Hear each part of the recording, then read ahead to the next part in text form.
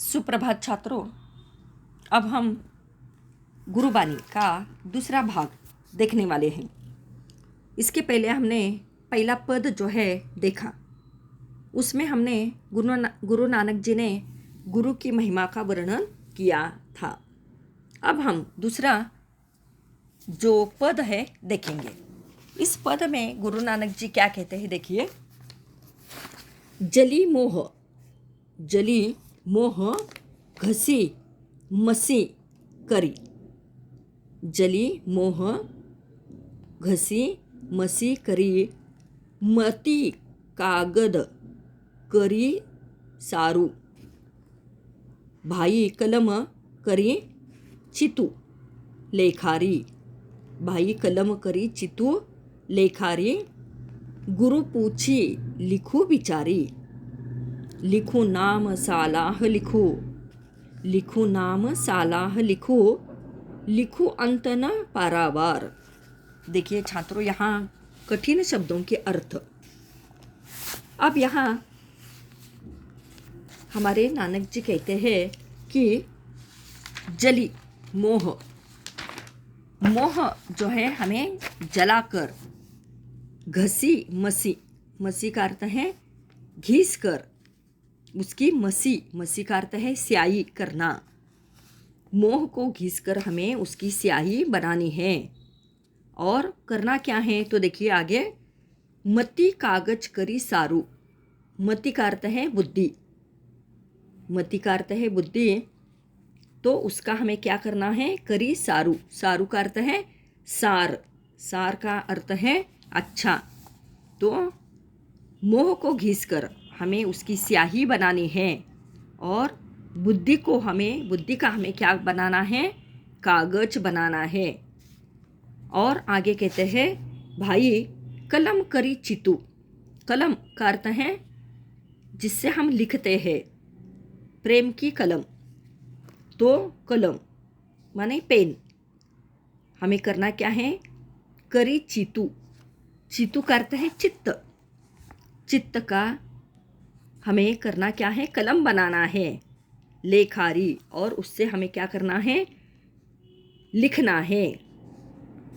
गुरु पूछी लिखो बिचारी, हमें करना क्या है कि गुरु की महिमा हमें सोचकर लिखनी है। गुरु पूछी लिखो बिचारी, और कहते हैं लिखू नाम सालाह लिखू। सालाह, सालाह का अर्थ है उपदेश करना, लिखू का अर्थ है लिखना। हमें गुरु का उपदेश जो है वो लिखना है। प्रेम की कलम, चित्त से हमें प्रभु की कृपा का अंत नहीं है।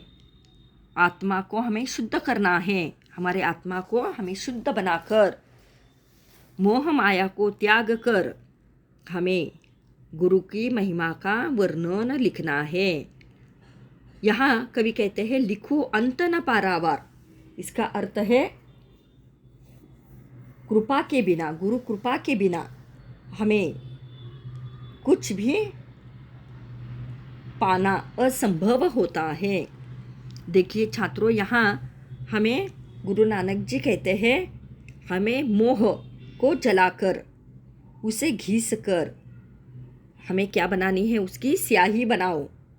बुद्धि को श्रेष्ठ कागज बनाओ, बुद्धि का श्रेष्ठ कागज हमें बनाना है। प्रेम भाव की कलम बनाओ, प्रेम भाव की हमें कलम बनानी है।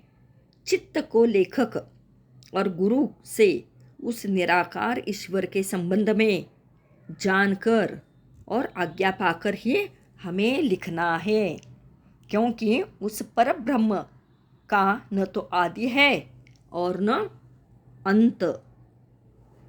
लिखो अंत न पारावार, इसका अर्थ है परब्रह्म का न तो अंत है और न आदि है। उसको जानने का माध्यम सिर्फ क्या है, गुरु ही हमें भगवान तक जाने का रास्ता बताता है। उसकी कृपा के बिना ईश्वर को पाना असंभव है। तो इसी तरह से इसके पहले भी मैंने कबीरदास के दोहे हमारे छात्रों को पढ़ाए थे। उसमें भी कबीरदास जी ने ऐसे ही कहा था। देखिए कबीरदास का दोहा इस प्रकार का है, सब धरती कागज करूँ। कबीरदास भी इसी प्रकार की बातें करते हैं और कहते हैं, गुरु की महिमा का वर्णन करते हुए वे कहते हैं, सब धरती कागज करूँ, लेखनी सब बनराय। लेखनी किसकी बनानी है? सब बनराय, जंगल की, पेड़ों की हमें लेखनी बनानी है, धरती का कागज बनाना है। और 7 समंदर मसी करूँ, 7 समंदर की मसी माने स्याही करूँ। गुरु बिना गुरु गुण लिखा न जाए, गुरु का गुण हम लिख नहीं सकते। माने गुरु की महिमा का वर्णन यहाँ पर भी कबीरदास जी ने किया था। उसी प्रकार गुरु नानक जी ने भी इसी प्रकार का वर्णन जो है किया है। वे कहते हैं कि गुरु की महिमा कैसी है। देखिए छात्रों कि मोह को जलाकर, घिसकर, उसकी स्याही बनाकर, उसका बुद्धि का श्रेष्ठ कागज बनाकर, प्रेम भाव की कलम से हमें गुरु के गुण जो है, उनकी स्तुति जो है हमें करनी है, क्योंकि प्रभु का कोई आदि और अंत नहीं है। तो इसी प्रकार इस पद में गुरु नानक जी ने गुरु की महिमा का वर्णन किया है कि गुरु बिना ज्ञान न होई, ऐसे कहा जाता है। गुरु के बिना हमें कोई भी ज्ञान मिलता नहीं है, इसलिए ईश्वर तक जाने का रास्ता हमें गुरु ही बताता है। तो इस पद में नानक जी ने गुरु महिमा का वर्णन अपने शब्दों में किया है। तो ये हमारा दूसरा भाग हो गया।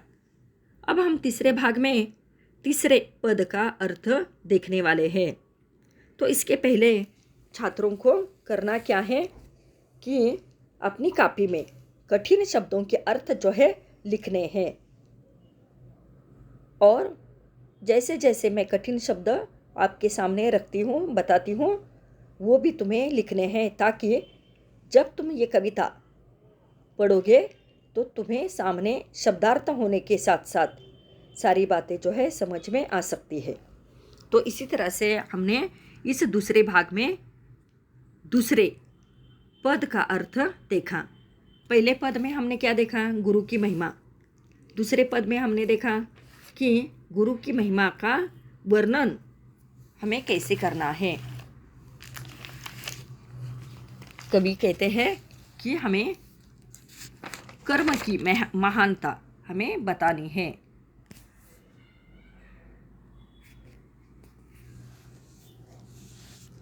तो इसके साथ साथ मुझे और एक कबीरदास जी का दोहा याद आ रहा है। देखिए छात्रों, कबीरदास भी निर्गुण निराकारी थे और गुरु नानक भी इसी पथ से गुजरने वाले थे।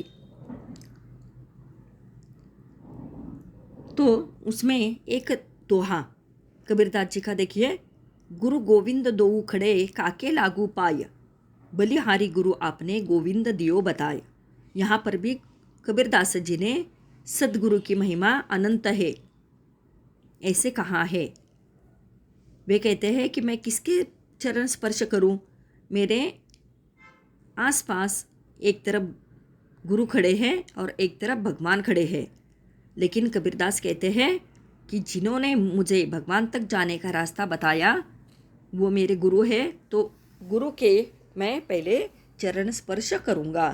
तो इसी प्रकार का वर्णन जो है कबीरदास जी ने भी अपने दोहे में किया था।